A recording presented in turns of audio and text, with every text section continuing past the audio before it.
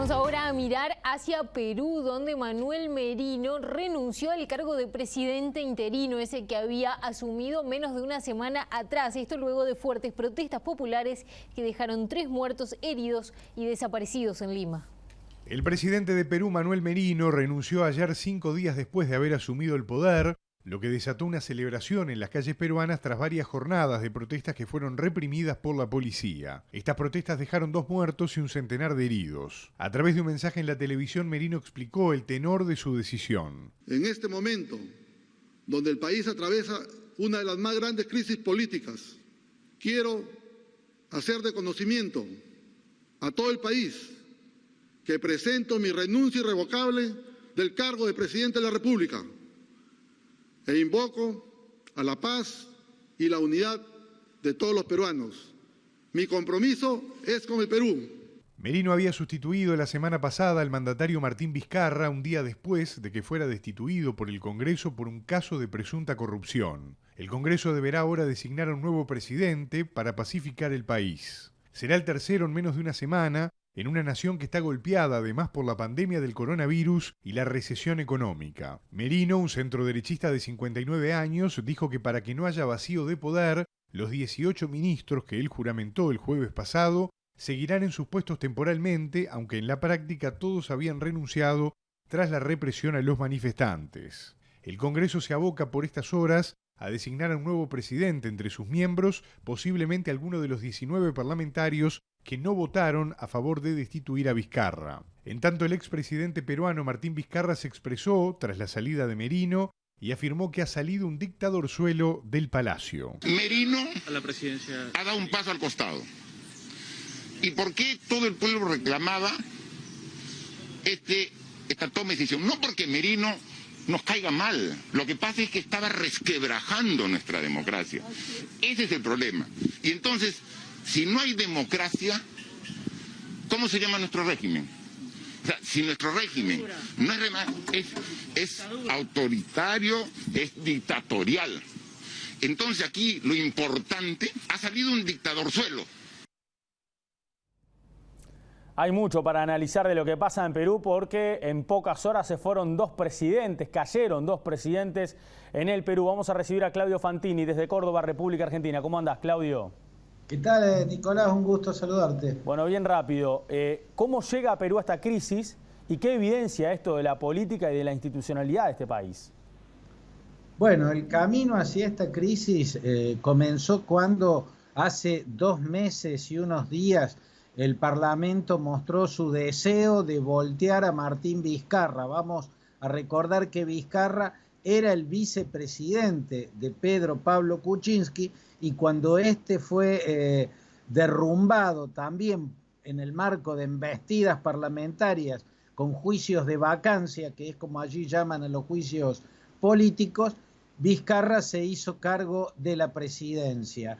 Hace 2 meses y algunos días le hicieron un juicio de vacancia, pero fracasaron. Sobrevivió la presidencia de Martín Vizcarra.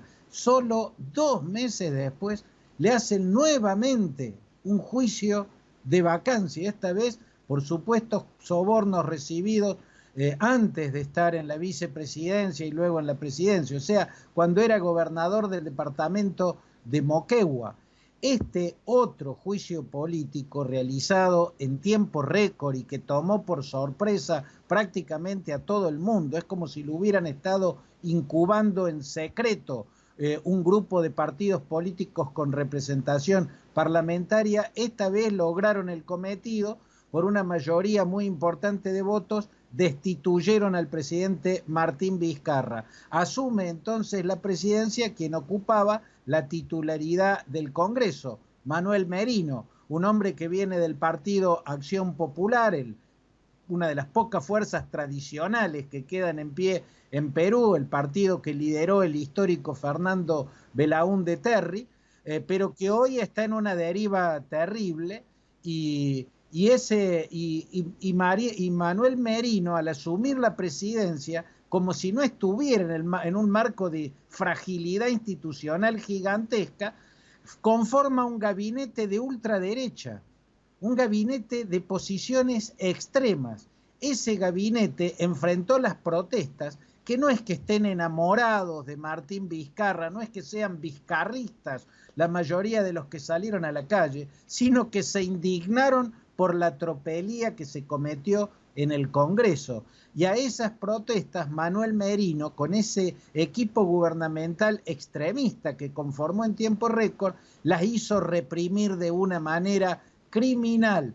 2 jóvenes muertos, más de 40 desaparecidos, más de un centenar de personas gravemente heridas. Ese fue el saldo de la brutal represión que ordenó Manuel Merino. Por eso, a renglón seguido se cayó. Ocurrió este fin de semana y mostrando el gigantesco agujero negro en el que está la política peruana, no pudieron ponerse de acuerdo de inmediato con quién sustituir a Manuel Merino. Había un acuerdo entre los jefes de bancadas de nombrar a Rocío Silva, que es la líder de la bancada del partido Frente Amplio, un partido moderado, respetado, de centro izquierda, pero a la hora de votar quedó a las claras que los jefes de cada bancada no controlan a los diputados de sus respectivas bancadas y cada uno votó lo que quiso. Es una suerte de caos generalizado que dejó a Perú en un agujero negro, hasta punto tal que si tengo que decir qué puede pasar en las próximas horas,